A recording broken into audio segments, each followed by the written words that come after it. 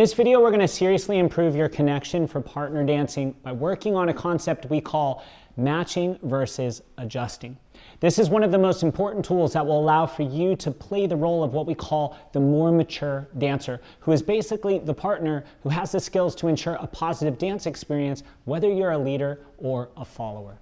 To help you better understand just how powerful this concept is, I want to walk you through a very common scenario, which maybe you've experienced as either a student or maybe even as a teacher like us. Now, anytime Sarah and I are teaching a dance class and there's a couple struggling with a move, for example, we can go over, and as a leader, I am able to do the move successfully with the follower student, and Sarah, as a follower, is able to do the move successfully with the leader student. Yet when they partner back up and try it together, the move still fails or they have trouble. And this happens all the time. But the question is, why?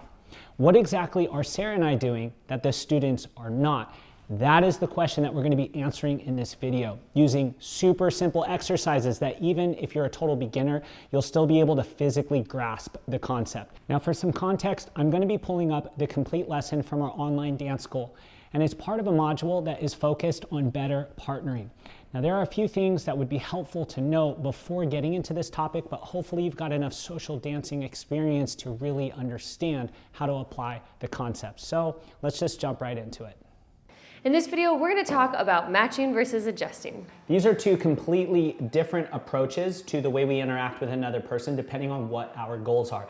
Now that might sound kind of confusing, so let's take an example and then you'll understand what we're going to get into in this lesson. When we learn a dance style, we're learning to create structure in our movement. And if we took a very simple example, let's say we went out, in, in. And this was a representation for the whole entire dance. Honestly, we have like send outs, tuck turns, and stuff more complicated than that. But when we learn them, they have specific timing and shapes. Now, matching versus adjusting. If we were doing this dance step, while doing it, if we were matching, what we're trying to do is create the same level of body tension. So if I have a nice relaxed feel, Sarah gets a nice relaxed feel. If I have a nice tight feel, she's got that tight feel.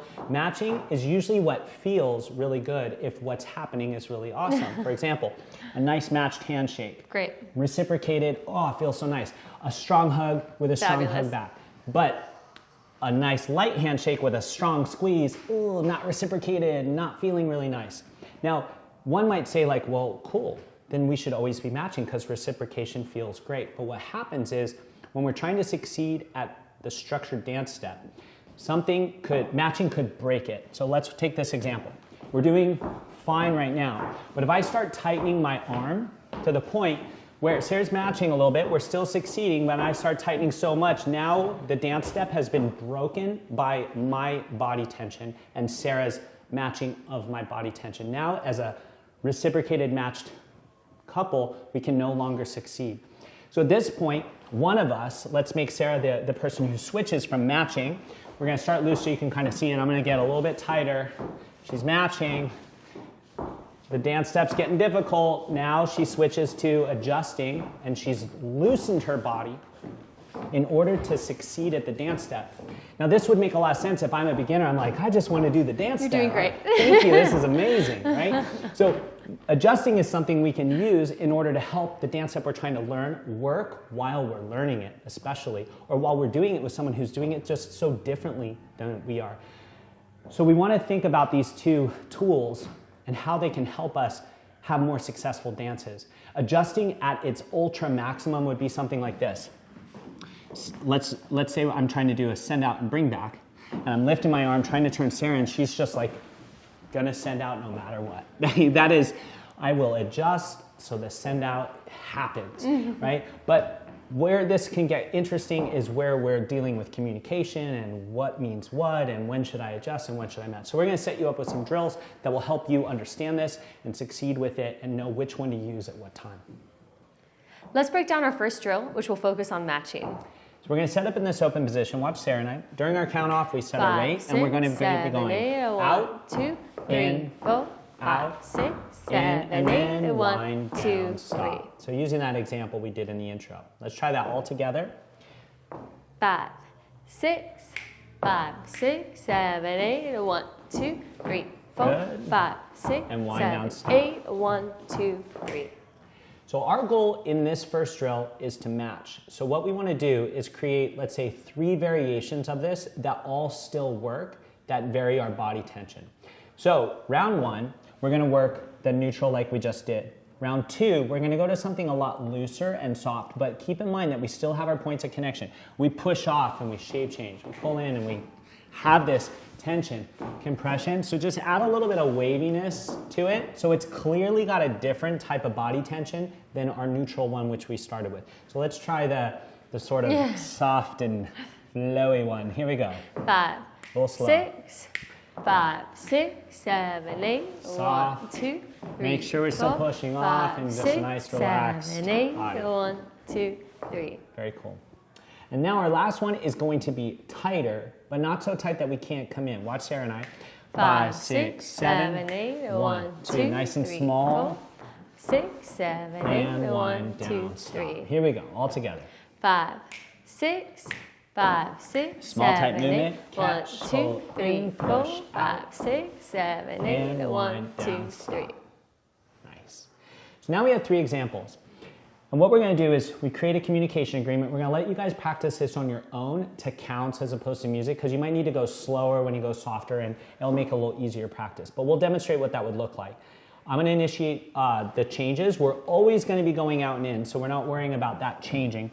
And Sarah's going to try to 5, match. 6, 7, 8. 1, 2, And I'm 3, trying a 4, tight one. She's 5, responding. 6, 7, 8. 1, Fluid. 2, And we're using visual 4, communication 5, and 6, physical 7, 8. communication. 1, And there's 2, a neutral 3, one. 4, 5, 6, 7, 8. 1, 2. Yeah, so using the visual and physical communication skills we built, we can now create some matching in these 3 different feels for this simple dance step. So Sarah could also initiate the changes. The only communication going on right now is which one of the feels we're going for. And we're always connecting in the exact same manner of pushing off and pulling in physically. Okay, pause the video, try to use some matching. Make sure you can always succeed at coming out and in the right timing. Practice that, and then we'll see you back here for the next part. Before moving on, I wanted to share with you some of my personal journey with regards to matching. I'm not sure how you approach connection, but for me, matching was something that I focused on a lot about 10 years ago because it was such a powerful connection tool that essentially makes it possible to lead and follow just about any modification to a dance step. And at that time, I thought that was the coolest thing ever. But it created a major problem. I noticed that as we started to teach more people about matching, or body matching as I named it originally, instead of it being a tool, it became a goal or a priority. And that really opened up the opportunity to have not only some really amazing dances, but some pretty horrible ones as well. Because here's the truth, matching doesn't lead to successful dance steps. It just leads to matching. And on the social dance floor, having the truth isn't nearly as much fun or as useful as having a dance that is working well. Now I could go on for hours about that, so if you have any questions, just drop them in the comment section below, and we're going to get back to the lesson, where we're going to be doing the complete opposite of matching next. Now it's time to work on some adjusting. Hopefully when you did the matching practice just now, you got the feeling of what it's like to reciprocate and how nice that actually feels. Now, when we get into adjusting, this is where we're going to need to make a choice to leave reciprocation behind in order to succeed at the step. So we've got 2 extremes to practice here, and we're going to demonstrate. One of us will hold an arm that's completely straight, which if we both match that completely straight arm, it would block our ability to come in. So our goal is to create a situation that would break the dance step. So we have the person breaking the dance step, and then the other person will adjust to make the dance step successful. So watch what it would look like if I straighten my arm. 5, 6, 7, 8, and 1, Sarah has 2, to 3, loosen 4, enough 5, 6. to come in. We're still hitting the exact quality of connection, but I am not helping very much. One little tip on how much to come in when adjusting is I'm still aiming for the hand to be relatively in the middle and our feet to be able to get that forward rock. Cool. So that's what it would look like if the leaders straighten the arm. Let's try that once all together. During the count off, just bam, hit that. Not hit anybody, but Yeah. the position. Here we go. 5, 6, Start a 5, step, 6, straighten 7, the arm. 8. 1, You're 2, gonna have 3, compression, 4, 5, tension. 6, 7, Now, 8. Sarah loosened a 1, little bit more. 2, It would be 3, actually 4, easier for 5, me to come 6, in more, 7, and she would 8. come in 1, more. 2, So she can 3, actually 4, 5, adjust 6, in different 7, ways 8. that allow it to 1, feel 2, slightly 3, differently. 4, But the 5, idea is 6, there's no matching going on at this point. It's all about how do I get this step to work at this tempo. Now we can switch who breaks this step and who has to adjust in order to be successful. Sarah will straighten her arm during the count 5, off. 6, 7, You get 8. that? 1, And then I'm 2, like, ooh, 3, okay. 4, 5, 6, I gotta do some 7, adjusting 8. here. 1, 2, And 3. that will be our next round of practice. So let's do that for 8 counts. Here we go. 5, 6, 5, Followers 6, straighten the arm. 7, 8. Leaders, 1, 2, 3, moving your body 4, out and 5, in. 6, 7, And wind 8. down, stop. 1, 2, 3. Very cool. So remember, while we're adjusting, we're actually trying to create connection, the moving, pushing and pulling off of each other. We're trying to succeed at the timing of the dance step and recognize that if I were to match this, it would actually break the step. And I'm doing this to help my partner because they might not know what they're doing so well right now at this moment. This is the primary use for adjusting, is to help something be successful that we all believe should be happening for some reason, and that we're playing the role of the more mature dancer in the partnership at any given moment, keeping in mind that those roles could switch very quickly in a different move. All right, now pause this video, work on creating those two extremes, create a verbal communication agreement so everyone knows who's doing the what, and then the last thing you can end up practicing is switching once an adjustment has happened. If Sarah straightens her arm, I'm like, cool. So then we're here, she can also loosen her arm. That's a different problem that I would have to straighten against in order to get connection. So the opposite problem is also available. It's just a little less common to have complete relaxation than it is to have stiffness. All right, pause the video, work on some adjusting exercises, and then we'll see you in the next part. Now that we've introduced matching and adjusting, I wanted to chime in and acknowledge that yes, these are completely different approaches or ways to interpret connection. But I don't want that to confuse you because matching and adjusting are tools, not rules. And a great dance isn't guaranteed by only matching or only adjusting. It's a product of making great decisions, or more realistically, constant problem solving. So now that we have both of these tools in our back pocket, we can start to assess which one is going to give us a higher chance of creating a positive dance experience at any given moment, which we're going to start to explore next. And here is where you'll need to know a few simple dance moves using what we call our easy swing style, which you would have learned before hitting this lesson in the course from our online dance school. But just as the name Easy Swing suggests, it should be pretty easy to work out. You might just need to replay the drill a few times to get the shapes and the details. Let's get back into it. Now let's apply what we've learned to some dance moves. We're going to demonstrate how we would apply this to some simple dance steps, and then you get to work on it in a very similar way on dance steps that you choose. So for example, instead of the out and in, which is an extremely simplified version of dancing, we're going to use a send out. 1, 2, 3, 4, 5, and then a bring 1, back. 2, 3, 4, 5, And this 6, we will 1, keep 2, repeating. 3. So our goal is to right now send out and bring back, and we're verbally communicating that that's what we intend to be doing right now. That will give us the foundation to decide when to match and when to adjust. Now, in the lesson where we worked on tighter dancing and more stretched out dancing, we're actually preparing to use this matching concept and adjusting concept successfully. So if we're here, we would have 3 contrasting examples of this, which essentially 1, equates 2, to 3, 4, how far 5, away we're 6, moving. There's our neutral. 2, 3, 4, 5, We'd have 6, our 1, 2, 4, 5, loose and 6, soft 1, one, 2, and 4, 5, 6, 1, 2, our 4, 5, tight 6, 1, 2, 4, When we 5, change 6. our body tension and how much shape it can actually change, we're going to increase or decrease the distance between each other. So that's the first thing we could do is send out, bring back. It could be tuck, turn, pass, whatever combination you want to use. We recommend something simple for starting like we're using. Then we can talk about matching and still succeeding at the steps.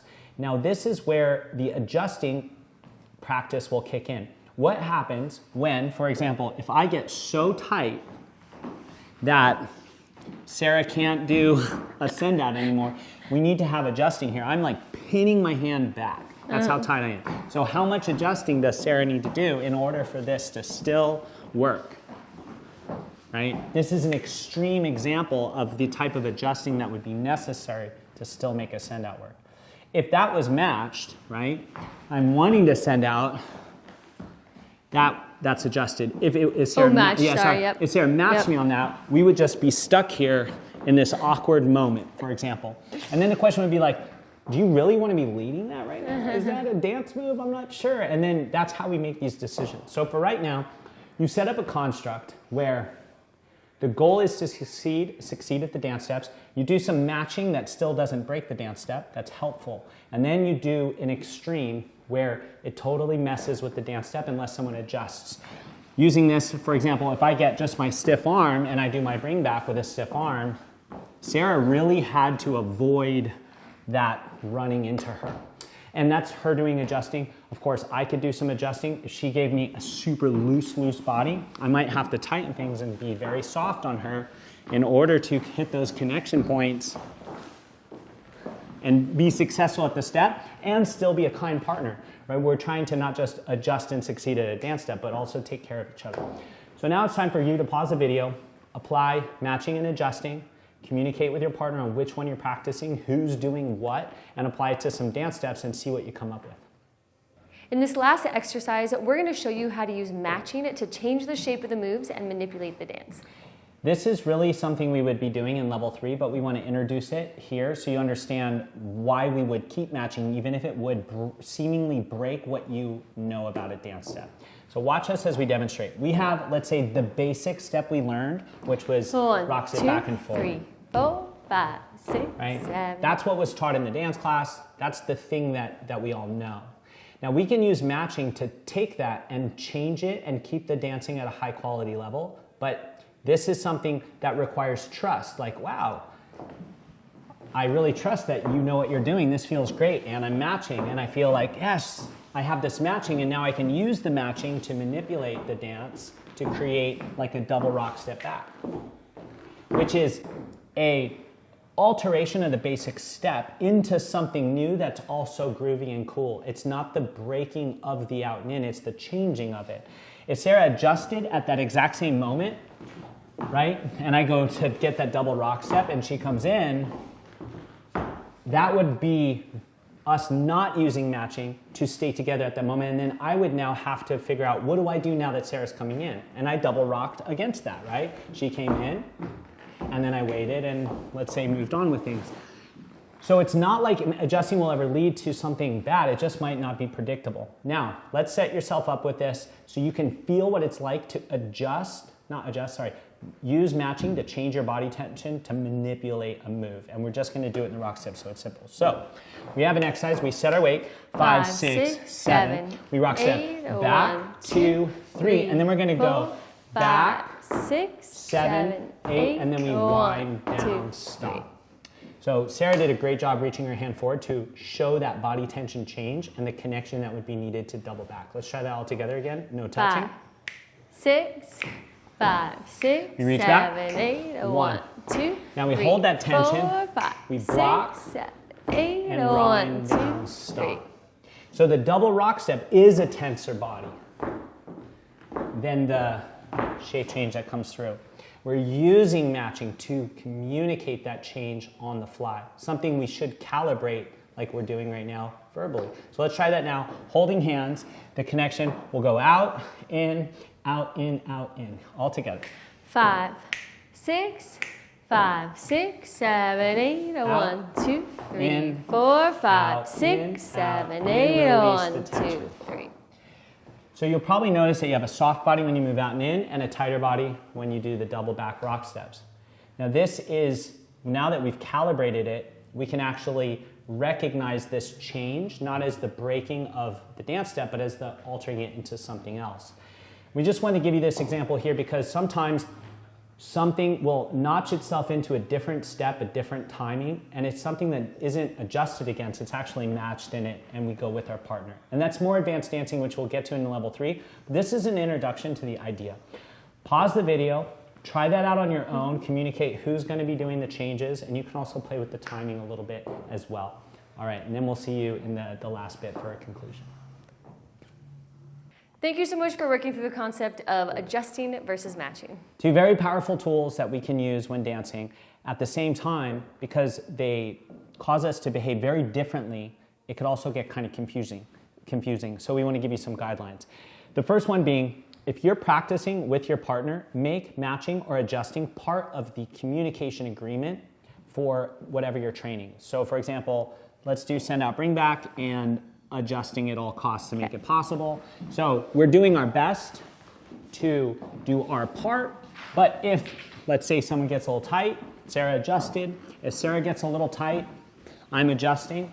And after that, we can talk about, hey, I was having to adjust a little when doing this. Do you think that we can meet more here? And then we can get to a place where we're doing, let's say, the move combination that we're practicing, and matching is the result of us both doing our half of the move properly. So, and speaking of the practice setup, I use that a lot when I'm trying to explain to the leader maybe something I need them to adjust or something I'm feeling. I'll be like, here, I'm going to match you so you can feel what I'm feeling, and then here's adjusting. Maybe we can work together to achieve a different goal.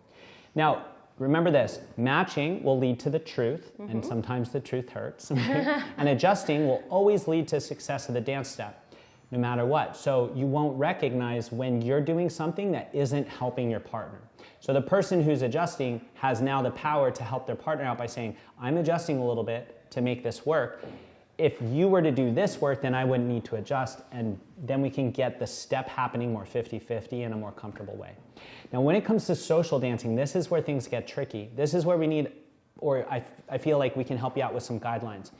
I prioritize the shape and the style of the dance as much as possible, so I'm going to adjust as much as possible to help my partner try to fall into the shapes and the timing of the basics, and then if that starts going well and we build some trust, we can bring some matching into it. It's always like start with a lot of priority or prioritizing of the shape of the dance, and then build some trust, and then use the matching to kind of play with the shape of the dance a little bit if necessary. For me, when I'm social dancing, I have a very generalized rule that if I'm dancing with someone equal or higher level than me, I will default typically more to matching. And then if I'm dancing with someone lower level, like a beginner, I'm going to be doing more adjusting. Yeah.